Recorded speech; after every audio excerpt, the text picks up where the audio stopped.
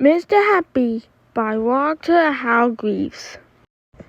On the other side of the world, with the sun shining taller than here, and where the trees are 100 feet tall, there's a country called Happyland.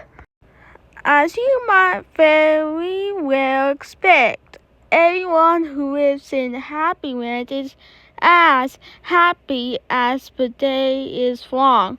Wherever you go, you see smiling faces all around.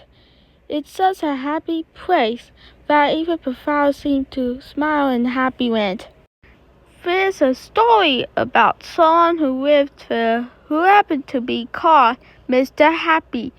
Mr. Happy was fat and round and happy.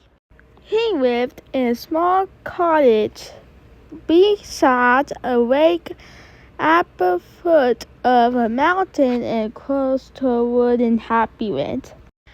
One day, while Mr. Happy was out walking through the tall trees in those woods near his home, he came across something which was really rather extraordinary.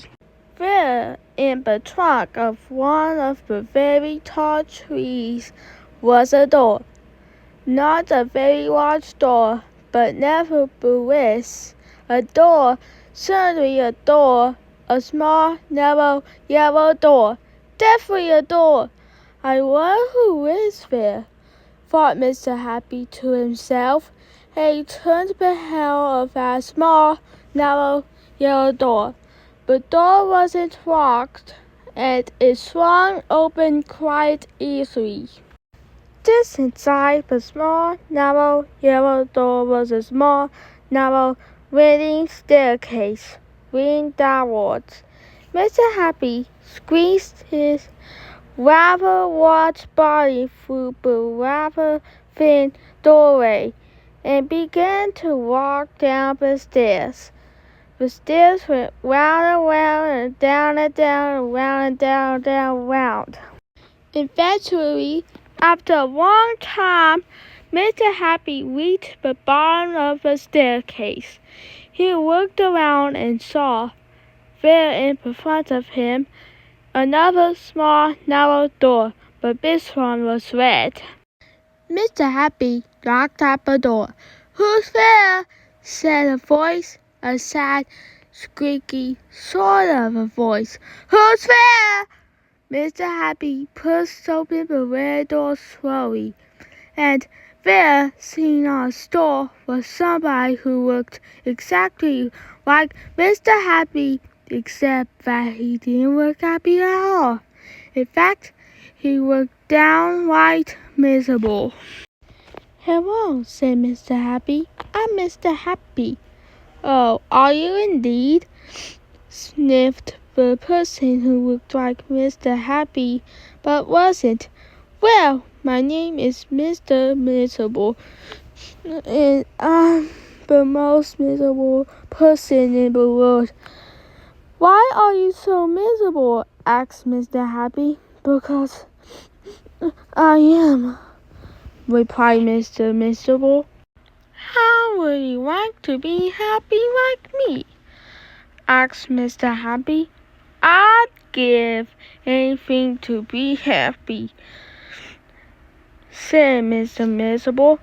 "But I'm so miserable, I don't think I could ever be happy," he added miserably. Mr. Happy made up his mind quickly. "Follow me," he said. "Where to?" asked Mr. Miserable. "Don't argue," said Mr. Happy, and he went out through the small, narrow, red door. Mr. Miserable hesitated and then followed. Up and up the winding staircase they went, up and up and round and up, around and round and up, until they came out into the wood.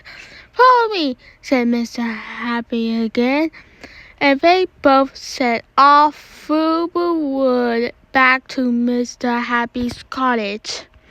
Mr. Miserable stayed in Mr. Happy's cottage for quite some time, and during that time, the most remarkable thing happened.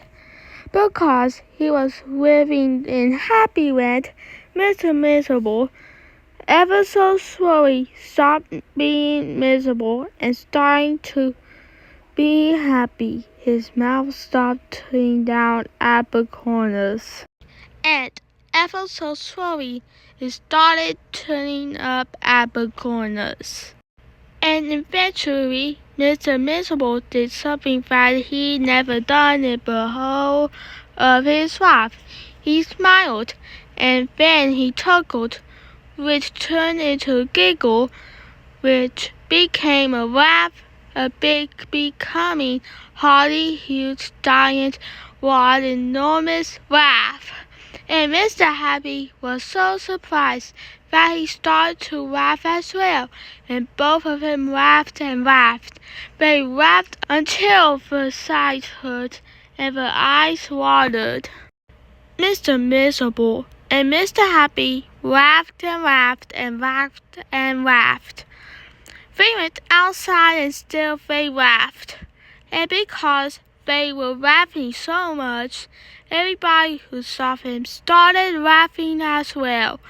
Even the birds in the trees started to laugh at the thought of somebody called Mr. Miserable, who just couldn't stop laughing. And that's really the end of the story, except to say that if you ever feel as miserable as Mr. Miserable used to, you know exactly what to do, don't you? Just turn your mouth up at the corners. Go on!